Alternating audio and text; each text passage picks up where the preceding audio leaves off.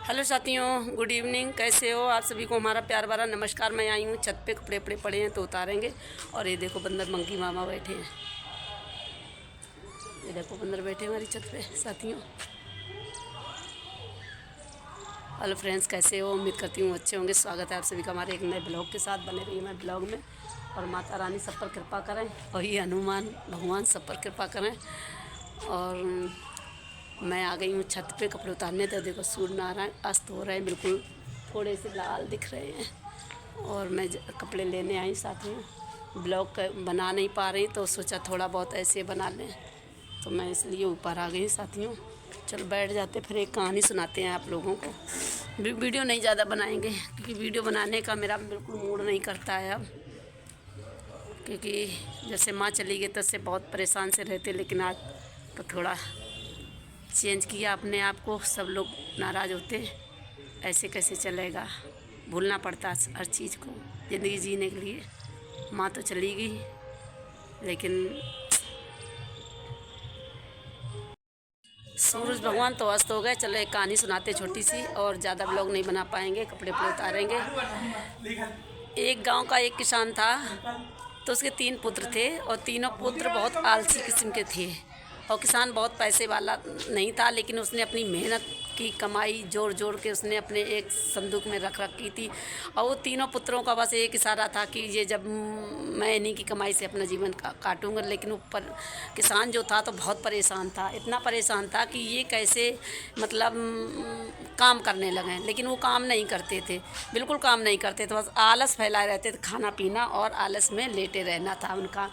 एक दिन क्या होता, धीरे धीरे वो जो किसान था बूढ़ा होता। धीरे धीरे जब बूढ़ा होता तो और बूढ़ा हो जाता। जब वो तो वो अपने बच्चों से कहता कि हमारे पास पुरानी पूंजी, पुरानी लक्ष्मी है जो बहुत ज़्यादा है। तो वो एक जगह है, तो लड़के भड़बड़ा के पूछते कहाँ पे है वो लक्ष्मी, बताओ तो मैं उसको निकाल लूँ। तो किसान बोलता कि वो जो लक्ष्मी है, वो दौलत है, वो हमारी खेतों में गड़ी है। तुम लोग खेत खोदोगे तो वो तुम्हें मिलेगी। का मान लो हम मर जाते हैं तो तुम जितनी ज़मीन खोदोगे तो वो ज़मीन से तुम्हें वो धन मिलेगा। तो वो बड़े खुश होते हैं। खेत लेके फावड़े, जो गांव में फावड़े चलते हैं, तो जैसे खुदाई होती तो फावड़े लेके खेत पर जाते हैं और वो ज़मीन खोद डालते, जितनी खेती होती सब खोदते हैं, लेकिन उन्हें कहूँ नहीं मिलता। लेकिन फिर वो वापस घर आते अपने बाप के पास, कहते पापा कि ये धन तो हमें कहीं मिला नहीं। तो बुजुर्ग कहता नहीं, उसमें धन है, बहुत है गड़ा। जब तुम खूब अच्छे से खुदाई करोगे तब वो तुम्हें धन प्राप्त होगा। तो क्या होता है, दूसरे दिन फिर जाते उसी खेत में और फिर उस खेत को खोदते हैं। फिर खोदते हैं, खोदने के बाद जब वो खूब खुदाई पूरी खेत की कर डालते, आलसी थे, काम करते नहीं थे, जब वो पूरे खेत की खुदाई कर डालते, फिर वो लौट के आते, फिर भी नहीं उन्हें धन मिलता है। जब धन उन्हें फिर भी नहीं मिलता तो वो अपने बाप के पास फिर आते और कहते पापा पिताजी मुझे तो ये ज़मीन, मुझे तो वो मिला नहीं, धन मुझे मिला नहीं। तो वो कहते धन तुम्हें मिला नहीं तो कोई बात नहीं, मैं तुम्हें चलो मैं चलता हूँ। तो वो ऐसे जाते हैं वहाँ पे। जब वो जाते हैं तो वो देखते हैं कि खुदा पड़ा, पूरा घर खुदा पड़ा, उन्हें कुछ भी नहीं मिलता है। तो वो कहते पापा पिताजी यहाँ तो धन है ही नहीं। तो वो किसान कहता लो ये बीज लो, इस खेत में पूरे में डाल दो। तो वो पूरे में जो बीज होता है तो वो पूरे में खेत में बीज डाल देते हैं। गेहूं का बीज पूरे खेत में डाल देते हैं। और भगवान की कृपा से क्या होता है कि जब गेहूं खेत में डाल देते 2-4 दिन बाद वर्षा हो जाती तो उसमें खूब मतलब अच्छे से गेहूं सब जमे आता। तो धीरे धीरे उसमें पल पल पे पानी लगता रहता, बरसात हो जाती पल पल पानी लग जाता। लेकिन वो जो लड़के थे बड़े परेशान थे कि यहाँ धन तो कहीं मिल ही नहीं रहा। पिताजी हमारे जो हैं तो ये मुझे रोज़ चूतिया बना देते हैं और धन मुझे कहीं मिलता नहीं। तो वो जब गेहूं जब जमता और बड़ा होता, फिर उसमें बाली निकलती, तब अपना उसका पिता लेके उन बच्चों को जाता, कहता देखो। बच्चे कहते कहाँ धन है, धन तो कहीं दिखाई नहीं, मैंने पूरा देखो खोदा था, गेहूं बोई, ये भी जमे आए पर धन तो मिला ही नहीं। जब वो बालियाँ देखता है कि खेतों में गेहूं जमे आए, उसमें बाली निकली, गेहूं जमा, तब उसका पिता कहता है कि देखो तुम लोगों ने ये धन है, इसको तुम जितनी मेहनत से बोओगे और उपजाओगे ये उपज जाएगी और इसमें गेहूं निकलेगा। तो ये धन है, ये ही धन है तुम्हारा। इसलिए आज के बाद आलस करना बंद कर देना, मेहनत करना। रखी हुई पूंजी तुम खाते रहोगे तो कब तक खाओगे, एक दिन वो भी ख़त्म हो जाएगी। रखी हुई पूंजी भाई कितने दिन चलेगी, जब तक तुम काम नहीं करोगे तो वो पूंजी कब तक चलेगी। ऐसे कह के वो किसान लड़कियों की आंखें खुल जाती हैं और कहते हैं हाँ पिताजी ये तो बात सच है कि हम मेहनत करेंगे तभी धन उपजाऊ होगा। तो ये ज़मीन खाली बंजर पड़ी थी, इसमें मैंने मेहनत करी, खुदाई की। तुम्हारा जो आइडिया था बहुत अच्छा लगा पिताजी, मैं बहुत आलसी था, आज से मैं मेहनत करूँगा जो मैं अपने खेतों में धन उगाऊंगा। भाई अनाज पैदा होगा, बेचेंगे तो उससे धन प्राप्त होगा। अनाज है नहीं, जब पैदा होगा तो धन कहाँ से प्राप्त होगा। तो वो बहुत आलसी थे, बस बाप की दौलत पे रहते थे कि बाप ने इतना कमाया, बाप की रकम मिल रही, उसी से अपना खर्चा चल रहा है, सो आराम कर रहे। तो उनको कमाने की एक चस्का ही ख़त्म थी बिल्कुल। और बाप ने इतना आइडिया अच्छा ढूंढा कि उन्होंने ऐसे लाइन पे लगाया कि तीनों बच्चे अपने फिर उसी खेत से कमाने खाने लगे। और फ्रेंड्स बस ऐसे लोगों के कुछ लोग हैं आज भी दुनिया में ऐसे हैं कि दूसरे की दौलत पे नज़र रखते हैं, खुद तो मेहनत करके खाए ना चुका है, दूसरे पे की दौलत पे मेहनत कर नज़र रखते हैं। लेकिन नहीं करना चाहिए, इंसान को जितना हो सके अपने बल पे मेहनत करना चाहिए।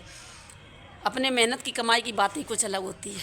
मेहनत करोगे तो सब कुछ अच्छा लगता है, बिना मेहनत के खाओगे तो कितने दिन बिना मेहनत के खाओगे, एक दिन ऊपर वाले की लाठी पड़ती ज़रूर है। इसलिए कभी हराम का मत खाओ, उतना खाओ जितना खा सकते हो,